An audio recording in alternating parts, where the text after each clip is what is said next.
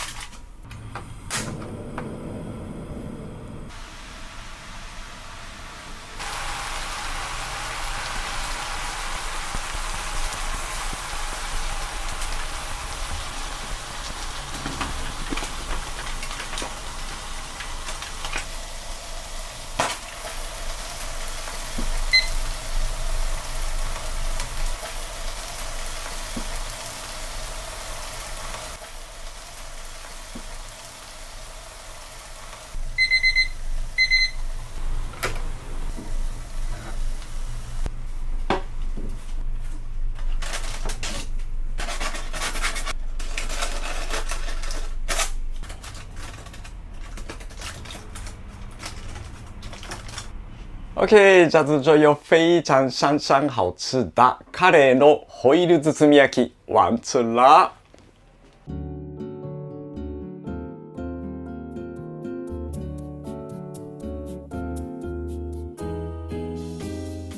好了，那么现在我们就可以开始试吃了。我一直闻到这个它的香味，真是很棒哦。我在加热时候其实一直有闻到这个它的香味，就是中间有4个洞嘛，然后水蒸气一直出来，那个时候就闻到很多香味，但是那个状态还是可以封住大部分的那个风味的。剪刀切开之后，就整个香味就爆出来的样子，所以现在我就一直闻到它的这个香味啦。好咯，那么赶快试吃咯。那我来吃之前，先把这个下面的这个好吃的酱汁淋上去，摸起来非常的嫩，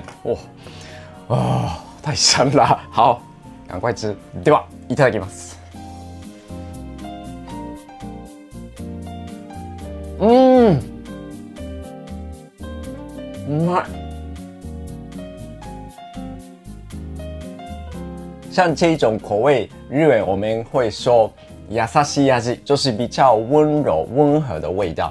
但是因为有加入蒜头还有卡拉斯米加进去，然后一起蒸的，所以其实有很多うまみ，就是这个鱼本身还有这个其他材料的风味是非常的浓郁，太好吃了。然后这些菇类也是有吸收了很多味道，所以就没有吃到鱼，但是像吃这些蔬菜也非常好吃的。我觉得这个酱汁你可以用那个面包沾起来吃，也一定是很好吃的。像这一种酱汁平常会用到 anchovy， 就是石鱼嘛，就是很咸的那一种的鱼条，来切丁，然后放入这个橄榄油里面加热的。刚好有这个卡拉斯米，因为我没有买到这个 anchovy， 所以就该用这个卡拉斯米。即使这样子做也很好吃的。所以这个材料大家可以自己改成喜欢用的都可以比方说那个虾米，干燥的那个小小的那个虾子也是可以。好了，这次介绍的料理也非常的简单，也蛮有趣吧。所以像这种方式加热食物就不需要复杂的道具，就有这个铝箔纸，然后有平底锅，把食材包起来，直接丢在这个锅子上面加热就可以的啦。然后加热的时候，它会就膨胀起来，然后就是都会 hold 住它的那个香气味在里面的。那这一道的重点是，就是铺一点水分时候就可以用冰块，因为像这一种料理做时候，直接倒入水的话就很难包起来，就一边加水，然后一边折起来，就一定会那个水分就溢出来的。所以利用这个冰块的话，就很容易可以包起来的。而且这样子的状态包起来的食物是非常会保温。